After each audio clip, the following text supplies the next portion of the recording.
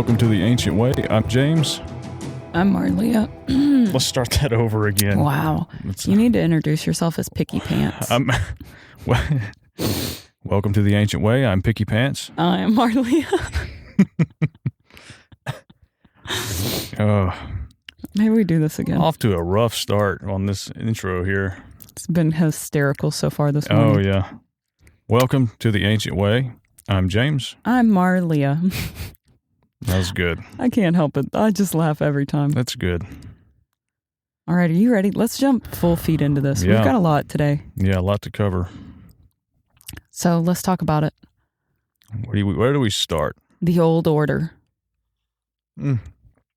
Yeah, I've been thinking about it a lot since we've talked about it, about doing an episode on it. Mm-hmm.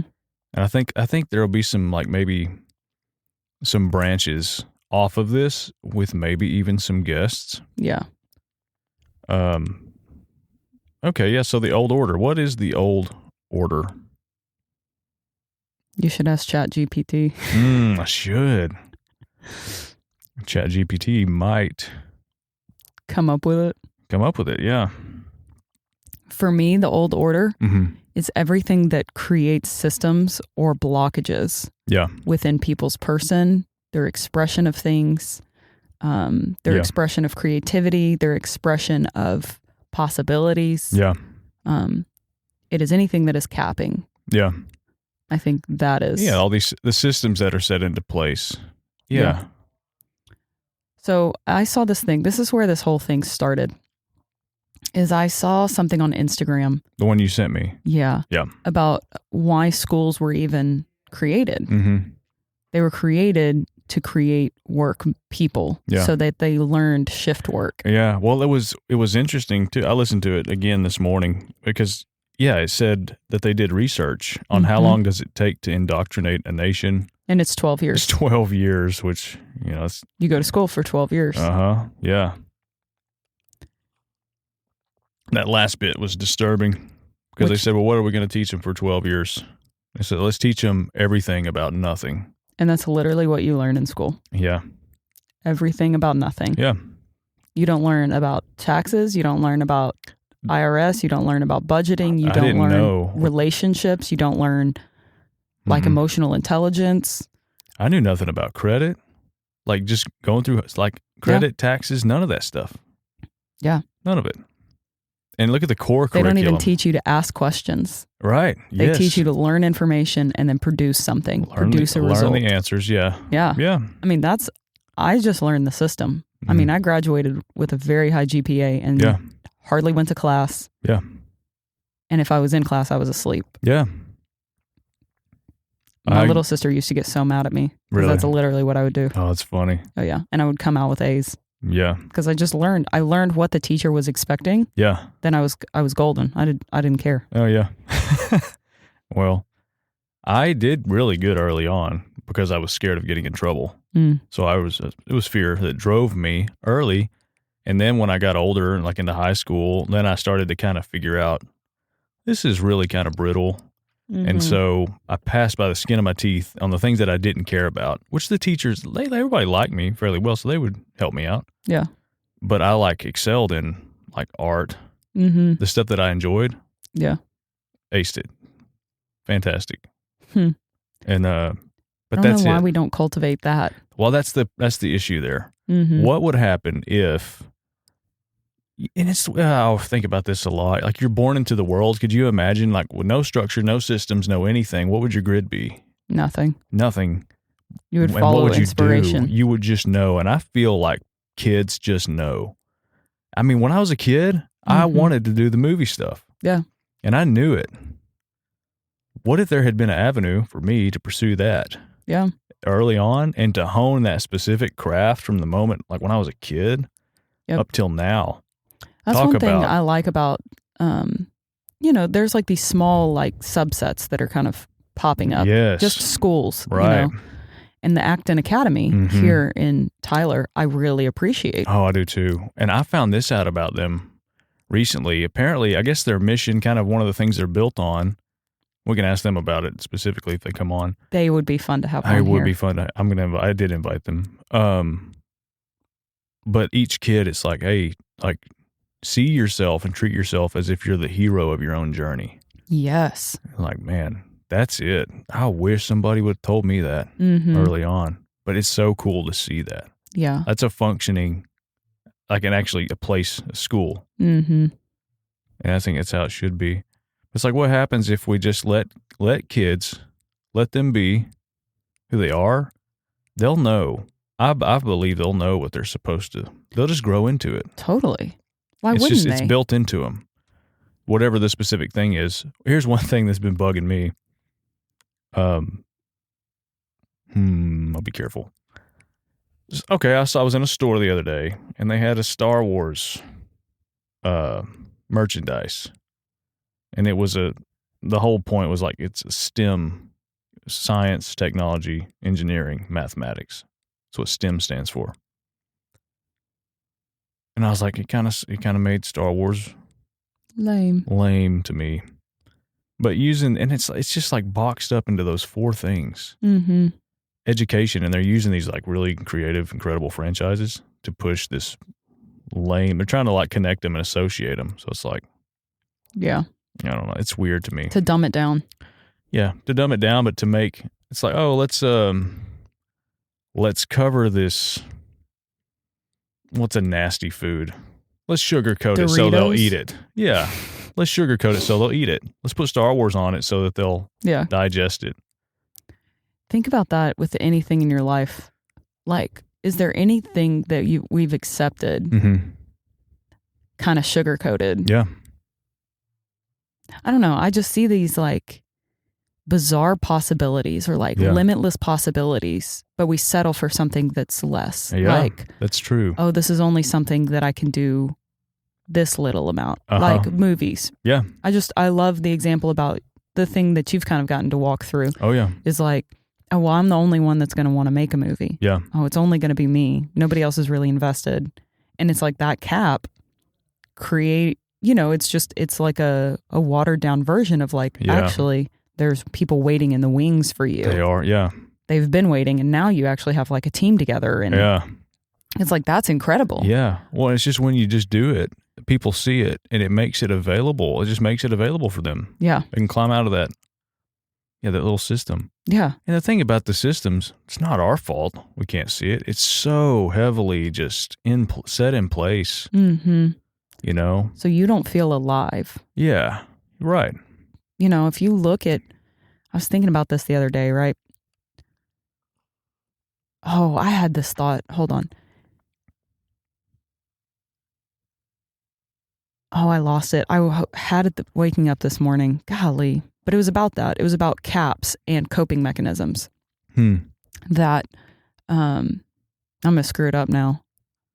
But it was a version of every coping mechanism is just it's a cap that you're willing to accept. Mm-hmm. And it's like, in any of these situations, like if you're trying to cope, you're not trying to extract the fullness out of something. Yeah, yeah. You're not wanting to go fully into it. Yeah. You're just trying to survive. That's true. And if you think about it, that's what most systems have set up in place for us. Oh, yeah. Is it's just survival. Yeah. Go to your job 8 to 5, get 1 hour lunch break. Mm-hmm. I mean, that's what like school set people up for shift work like that. Absolutely. Those bells. It's Pavlov's dog. Yeah.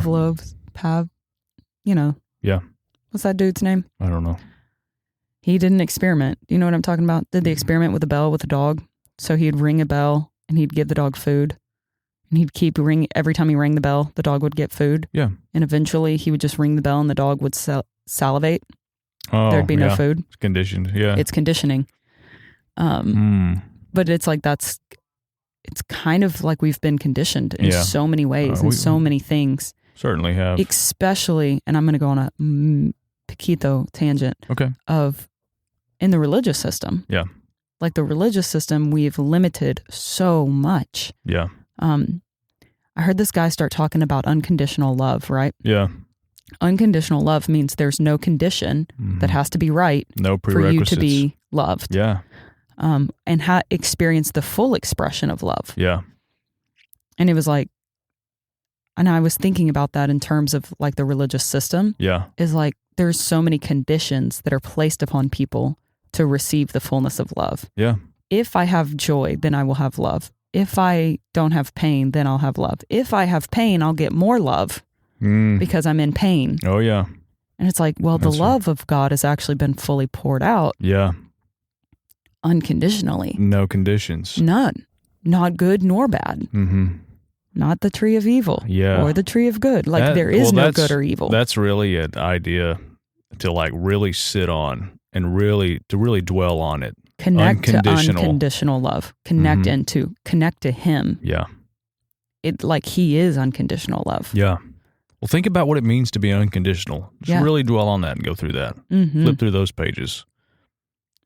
There's nothing you can do. Totally. There's no, I just love that. There's no condition that must be met for you to be able to be loved. Yeah. You are already loved. Right. To its fullest capacity. Mm-hmm. Yeah. You just actually have to experience it. Yeah.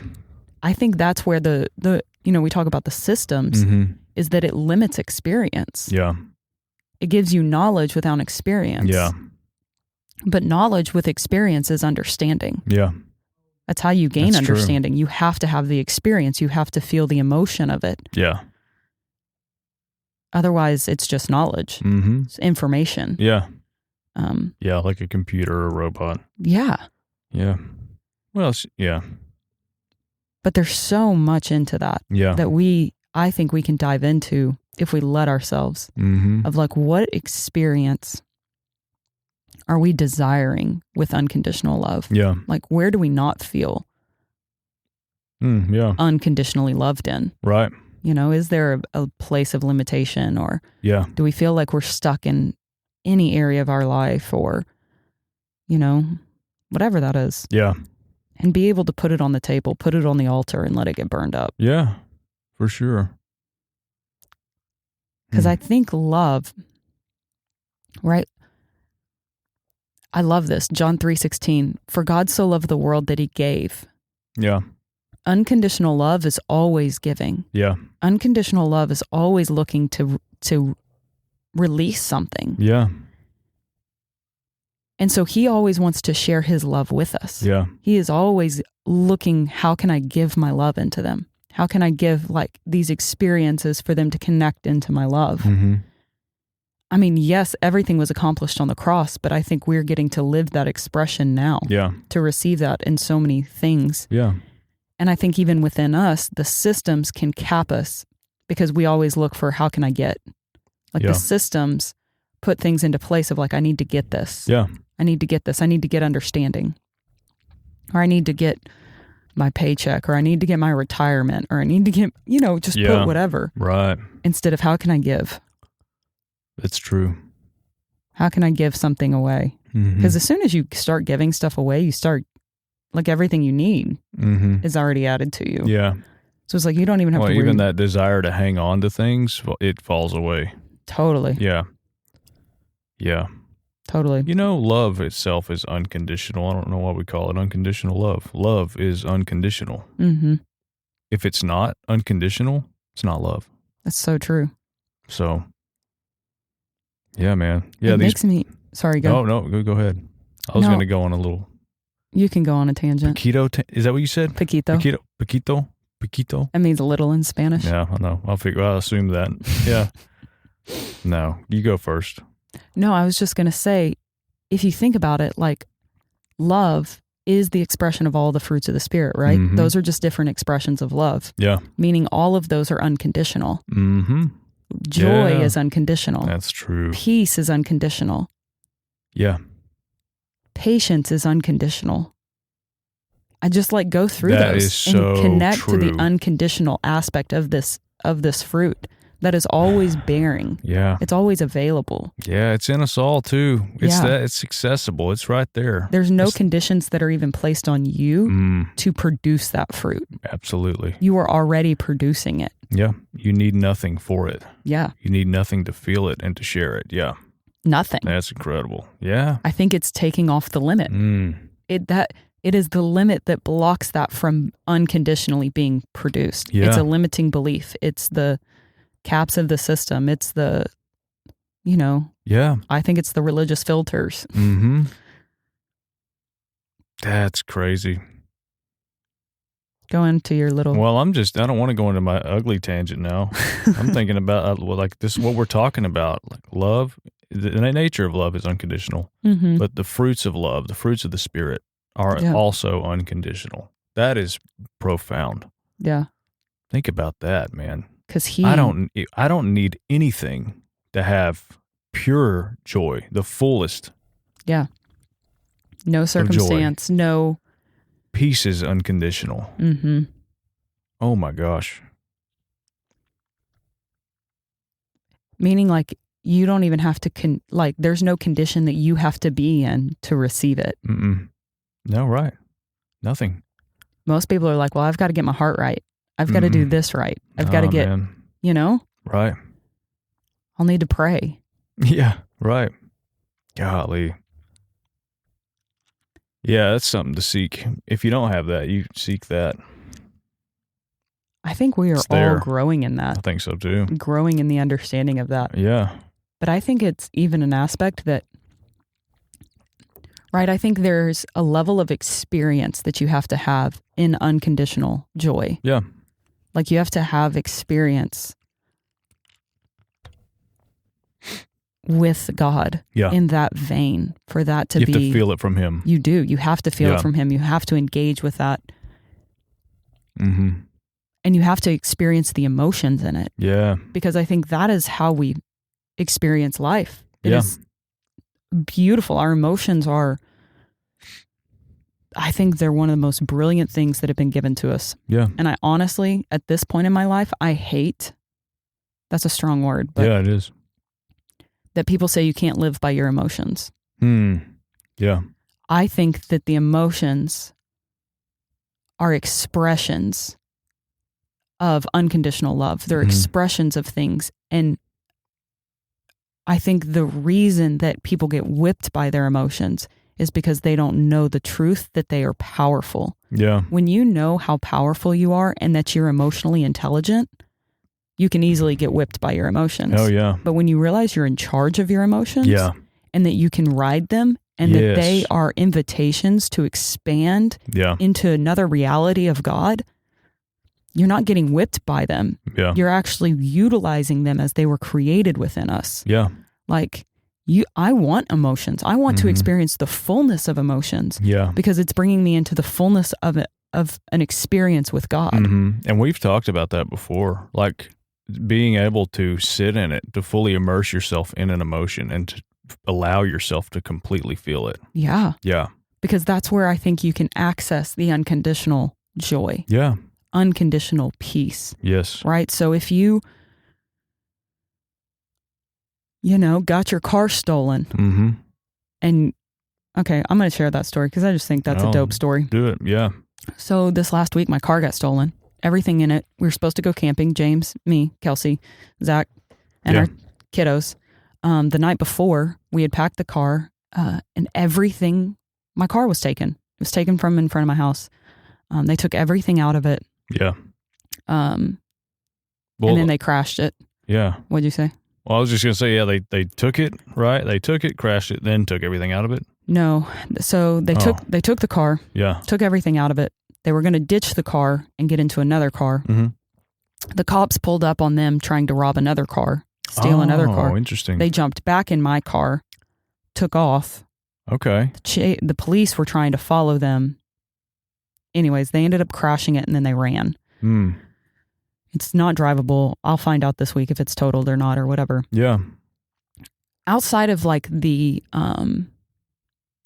the waves of emotions that like the cops came and knocked on our door at 2 a.m. and at 4:30 then we got a call from the police. We didn't know that it was the cops at 2 a.m. We just heard a massive knock.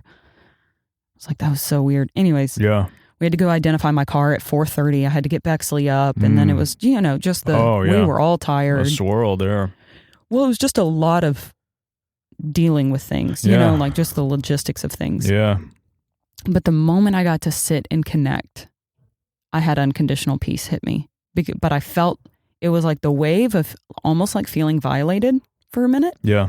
Like I felt that and I let it kind of roll through me that these people just showed up in my front yard. And the thing that got me was that they, you know, they took all of Bexley's things like it was no big deal. Sure. And I felt like, whoa, that's just not okay. Yeah, like it's a big transgression there, yeah. Yeah, anyways. But once I could like move through that, I could feel literally the next wave was unconditional peace, and I could feel it seeping within my body. Yeah. That peace enabled me to start blessing these dudes. Yeah. And I actually started calling forth their destiny, and I started speaking life and light and hope over them. Then I had an experience where I saw the dude's face and I know what he looks like. Yeah. So I'm actually waiting to cross his path, to be honest. Yeah. So I can actually give him a hug. Yeah. Because I legitimately want him to experience the love of God. Mm-hmm. I was literally just reading in scripture where it talks about, like in Luke, I think it's Luke 15, but like there's more joy in heaven when one person repents. Yeah. And then like literally it's like the three stories, like it's the parable of the lost son. Yeah. You know, but then before that it's like, hey, if one sheep goes off, brings it back, like there's more joy in heaven about that. Yeah. And it literally says that like 3 or 4 times. Oh yeah. Like, oh, here we go. Luke 15:10. Likewise, I say to you, there is joy in the presence of the angels of God over one sinner who repents. And I was just like, that's where we access joy too. Like, it's like going after our brothers and sisters, praying and interceding that they would actually come to the realization that they are alienated and separated in their minds from him. And what better moment to do that than to be right in the middle of a situation like that? Mm-hmm. Yeah. And I'm not even denying the pain that it was. No, right. You felt it. I felt it. Yeah. I let it process. I let it ride its wave. But listen, for me, I was like, that wave was short. Yeah.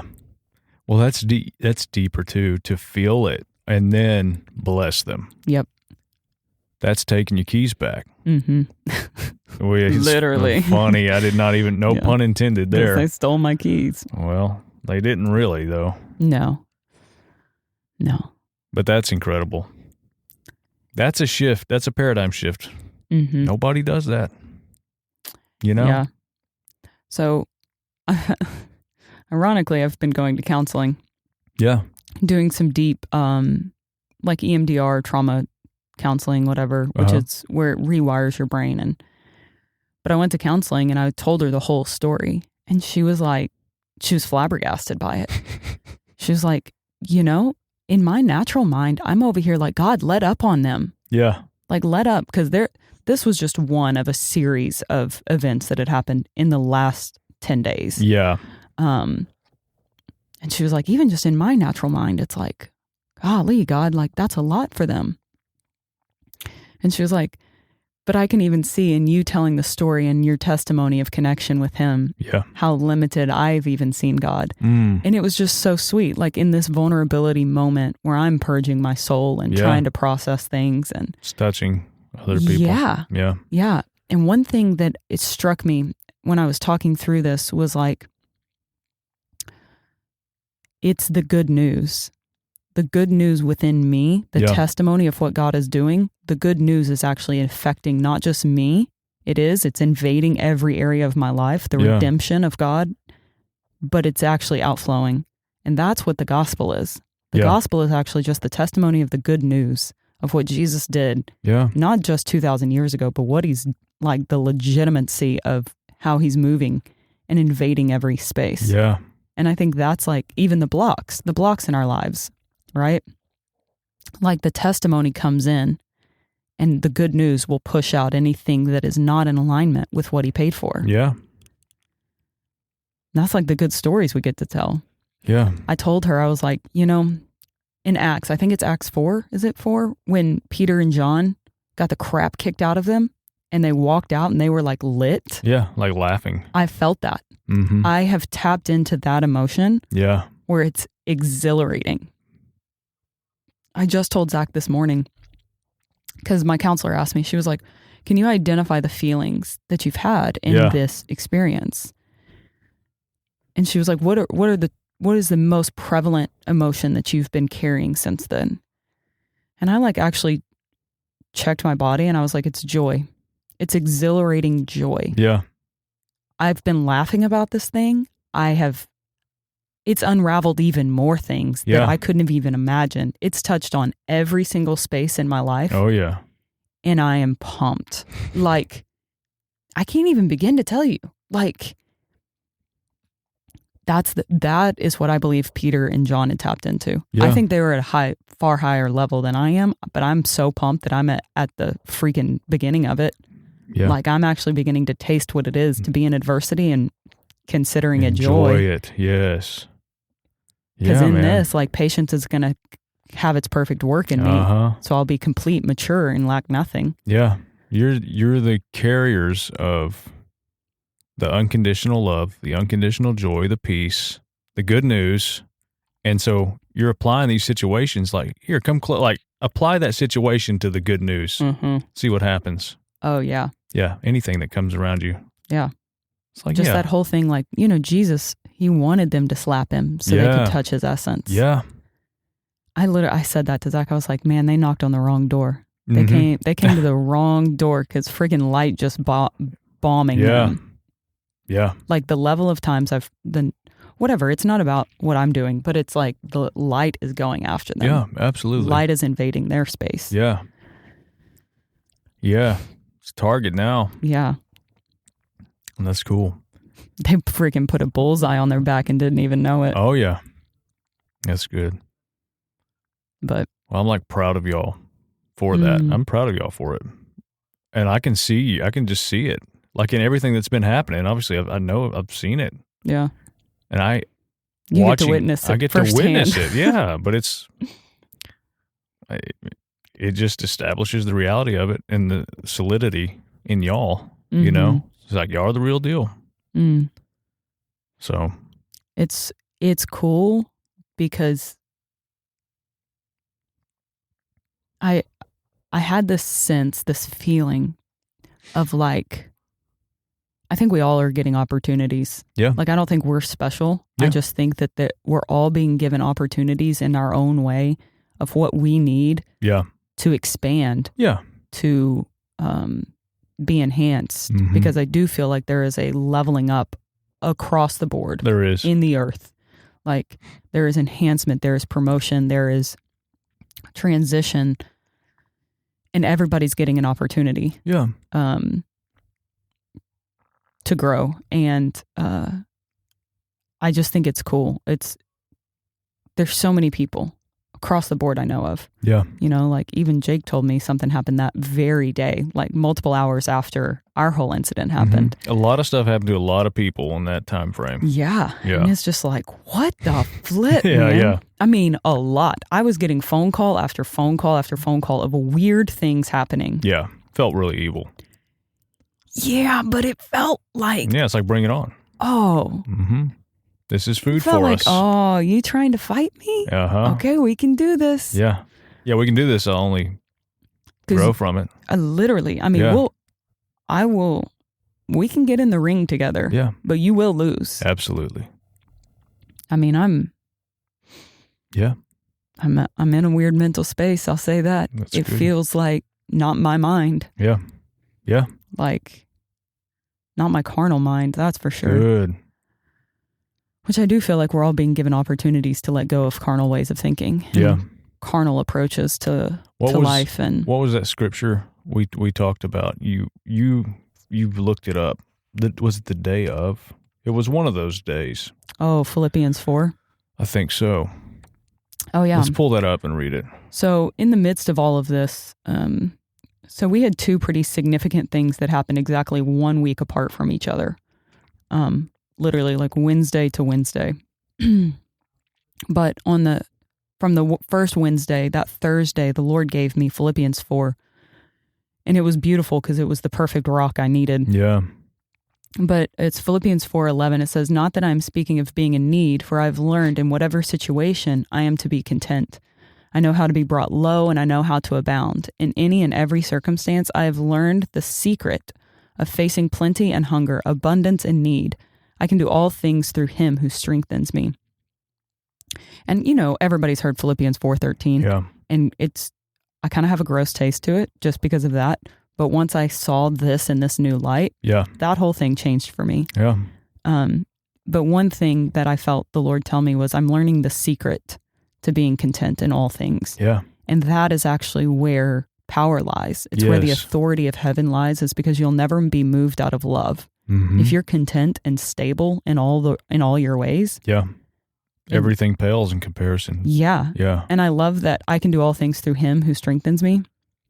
It's actually the Jeremiah 17. Mm-hmm. Like, blessed is the man who trusts in the Lord. Yeah.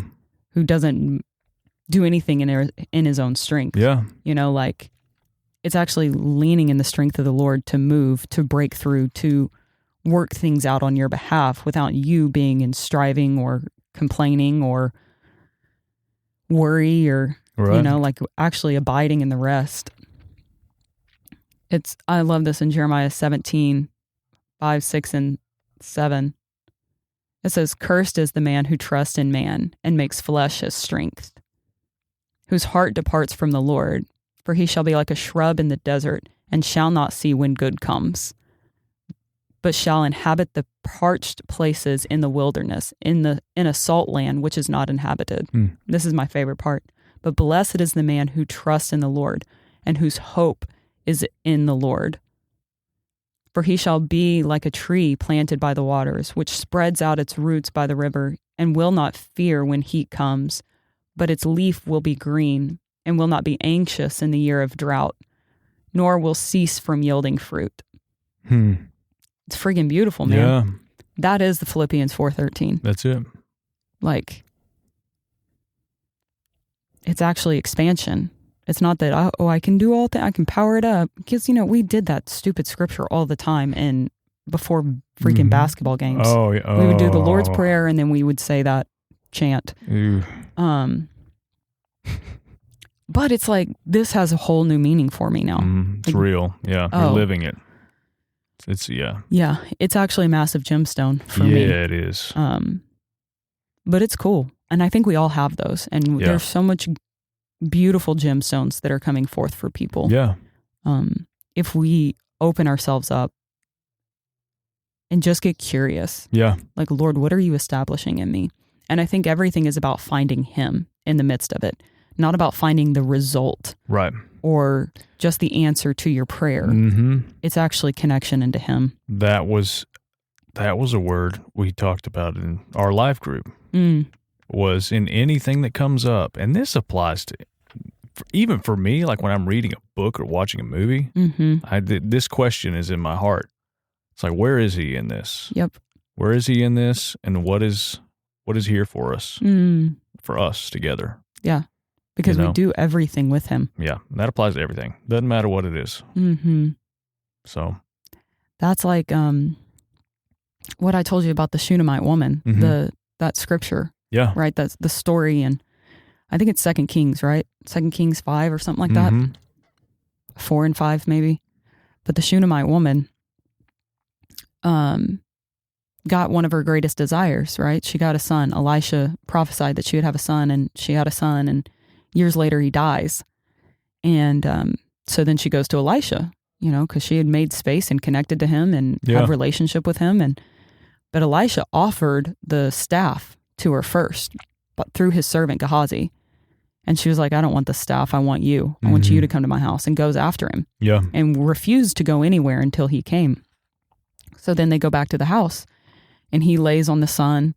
He ends up sneezing 7 times. Yeah. Like, he lays on the body and it becomes warm, and then he does it again and sneezes 7 times. And anyway, so then Elisha ends up telling her, like, hey, people are going to come take over your land. You need to leave for 7 years. So she leaves, and then later Gehazi is telling stories about Elisha to the king. And as he's telling this story about raising the son from the dead, here comes the Shunammite woman. And because she was wanting her land back and wanting the retribution for that stuff. And anyways, he ends up restoring the king because of the story about Elisha, aka the testimony of Jesus. Yeah. Because to me, Elisha is the prophetic picture of Jesus in this. Saw it, heard the testimony, then gave her everything back, restored everything, and even for the years that people were squatting on her land, she got payment for it. Back, yeah. And the thing that stuck out to me so strongly was that she was given an opportunity. The first opportunity that she was presented with was just the power. Yeah. The power to take, hey, here's the answer to your prayer. This is how gracious God is. This is his beautiful goodness. It's like, hey, even if you just want the power, I'm going to extend it to you. Yeah. I'm going to give you that option. Because I believe she would have taken that staff and he would have been healed. Definitely. I don't think she would have had the restoration or the restitution, because it was through the testimony of what Elisha did that she was diligent to connect for connection. She was like, no, I'm staying connected to you. That produced the retribution from the king, because Gehazi was telling the whole story. Yeah. The whole testimony. If it had just been the power, there wouldn't have been anything like that. Right. His story wouldn't have come up. The testimony of Jesus wouldn't have been integrated into her life. Yeah. And I feel like that is what every opportunity is to take in the testimony of Jesus into your life. Yeah. And actually connect to him and what he did and what he's paid for, and apply it into your life. Yeah. Because that will yield all the results, quote unquote, that you've ever desired. Yeah. In the restitution of things. And it's the long game. It's not just the short term fix. Yeah. That's the destiny there. Yeah. That's what it's all about. Which is like that's what we're doing here. Yeah. Like integrating the testimony of Jesus into our life. Yeah. Into this full expression. So then the testimony gets told over and over and over. Yep. And it may not be about my life, but it'll be about somebody else's. Yeah. You know, and how the Lord showed up in theirs. And it just brings, I believe that's heaven on earth. That's how things are invading. That's how things are coming through. And man, if we would just actually connect to him in all things and in all ways with rest, you know, like for me, it's so simple. I literally will sit down, like if I'm watching a movie, I'll say, welcome. Yeah. It's just me, like I welcome him. I know he's with me. I know he's present here. And it's like I'm looking to do things with him throughout the day. I'm looking to connect. I'm like, you know, if I'm meeting with a client, it's like, what do you have? What do you want for them? Yeah. I mean, even if they're telling me all their problems and stuff, I'm like, okay, Lord, what do you have? I know it sounds so silly, but like. No, it's not. I don't always just like help people in their, I mean, I'll tell them like physical things. Yeah. But some physical things, the Lord has actually told me. The root of it. The root of people's physical issues. Yeah. To help bring realignment. Mm-hmm. So, I don't know. It's crazy the level of access that we have. Yeah. For all things to be worked out. Mm-hmm. But. Yeah. Yeah. That was the substance of everything. The heart of everything is redemptive. Mm-hmm. Everything can be flipped. And is meant to be. That's heaven. It's heaven on earth. Everything is a chance, opportunity for that. For the testimony of Jesus to invade. Everything, yeah. Yeah. That was a lot. I know. It's incredible. No, it's good. I've had some crazy things shake out. It's good. Well, look out. You're smack dab in the middle of it. Mm-hmm. You know, you're sharing it. I love how much has been added to me. You're functioning in it. These moments are what we're built for. Mm-hmm. And so we're showcasing that. Yeah. I heard somebody say this. They weren't even like a religious teacher or anything. I thought it was beautiful. But they said, every moment is medicinal for us. Yeah. It's medicine, it's healing, it's expansion. Totally. The only reason that things have to come back around is because we don't extract the fullness, the full prescription in the first moment that we get it. Yeah. And it struck me so hard. You know, we use similar language, like going around the mountain again or whatever. But I love that essence of like we extracted Yeah. And I feel like I'm being able to do that. I'm extracting every ounce of the medicine, the healing, the goodness out of this that's being added to me. Yeah. And we all have that opportunity. Yeah. You know, finding every ounce of it, pulling it into us, making it a part of us, letting it expand us, helping us let go of even limiting beliefs and, you know, even limiting circumstances. Yeah. They don't matter. That's right. But hey, that's never happened before. It's so weird, dude. Good. Well, do you have anything else? No, do you? Sorry, I went on a whole. No, that's good. I'm glad you did. It's good. This is also me processing too. Yeah. Because I've had, you know, just talking through stuff. Yeah. I am coming to really accept that not everybody understands this. Yeah. And I mean like this way of thinking. Yeah. This way of being. And no judgment against it. No. I just think it's been interesting as I've told different people have given me very different responses. Some people have almost tried to convince me that I'm not okay. Yeah. Like, you have every right not to be. Yeah, they're like, but you should be feeling this. And I'm like, well, I don't. Yeah, good. You know, and then they're like, well, you know, you're kind of denying reality. Like, you're not in denial? No, I'm fully aware of what's happening. I'm just like you said, you felt it all too. Yeah. If you were in denial, you'd be shoveling that stuff under. But I don't stay in it. Yeah. It's not my place of abiding. Like you said earlier, you ride the waves. Mm-hmm. But it's just funny. It's like, and I think the only reason I'm bringing this right back up is because I feel like there is this deep need that many people have. Yeah. I had for a long time, and I feel like I'm finally working out of it, but to not be misunderstood in something. Mm-hmm. It's like we want to be understood, and even the process that we're going through and whatever. But I have like gotten to this place, I'm kind of surrendering that. Like, good. It doesn't matter if I'm misunderstood. I know where I'm at. Like, absolutely. I'm not running away from anything. Yeah.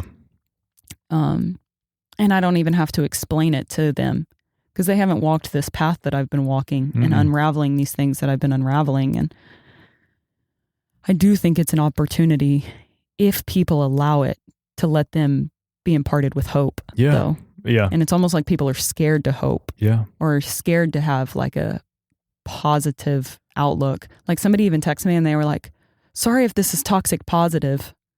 And I was like, no such thing. There's no such thing as toxic positive. This thing is like seeing Bigfoot. It's a paradigm shift. Yeah. 100%. When you see something like this. Well, you can't unsee it. Right. You can't undo it at all. And that's why it's confusing or scary to hope. Yeah. It feels like the point of no return for me. Yeah. Oh, yeah. That's really where it feels. Like that's where I feel like I'm at. Yeah. Yeah. But yeah, it's just funny. It's funny how things, even if it's not happening to you, there's something like when you're in community with people, it triggers their responses. Yeah. It's just funny, man. I think it's good. I really do. Yeah, it is. But it's funny. I'm learning to find the joy in all things, I guess. Yeah. I just laugh at everything now. Good. But good. All right, guys. Well, looking forward to our new guests. We got new things coming. We'll see how this goes.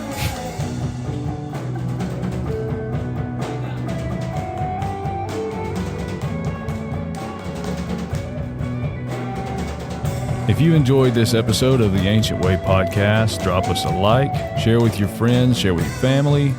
And if you'd like to support us and what we are doing, and you would like to play a direct role in our growth and the things that we do in the future, we have a donation spot at the bottom of our show notes. So you can click on that, give however much you want. We appreciate absolutely everything. We appreciate our listeners. And everybody that's already come alongside and encouraged us, and even everybody that's been on our show. So Thanks, guys.